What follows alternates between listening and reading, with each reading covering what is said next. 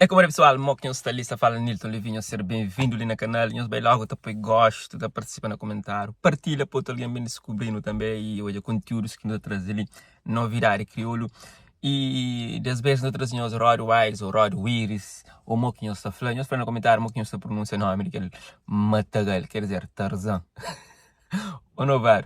Rores, Bazalgo, a Tarzan. Exatamente, se hoje vários junto com Rod Wiris na estúdio e certamente é um hit que está para bem. Exatamente, hit que está para bem, mas ainda a sonoridade é segredo para o público que se te acompanha, maltes que se te começa a fazer promoção de trabalho que eles estão a fazer nesse exato momento. Para nós hoje, o público tem dúvida e vontade de saber. Hoje é aquele áudio que um fã manda para Rods. Mano, eu ia abusar do sério. Bom, a mim canto já onde acusa. Boco masquês, boco vado, já fica lá.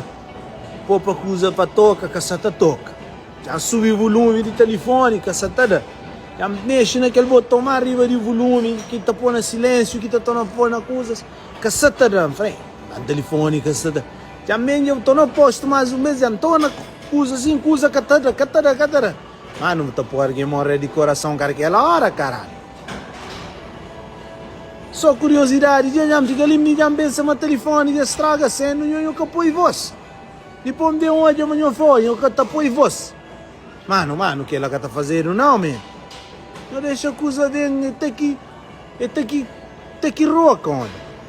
No lado ali já não está ficando com curiosidade, fudido.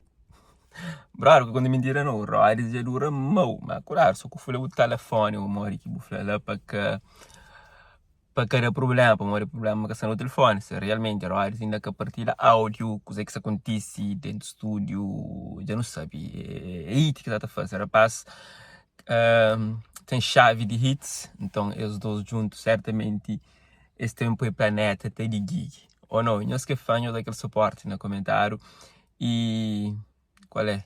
Onde que está a ser o próximo show? One love. Ribeirão Pilha de Jote, o de vento deixou forte. Ele é o que eu pego. Por um branco, olha que cardoso. Eu tô no baile, vai umas crianças, não se tá pipo. Basta ele para confirmar a presença que dia 30 não basta lá no show de Mano Varo de Lisboa, ao vivo, ok? Que ele é minha presença e a confirmação, manta-se lá, para não acaba com Ribeirão Pilha de Jote, o de vento deixou forte.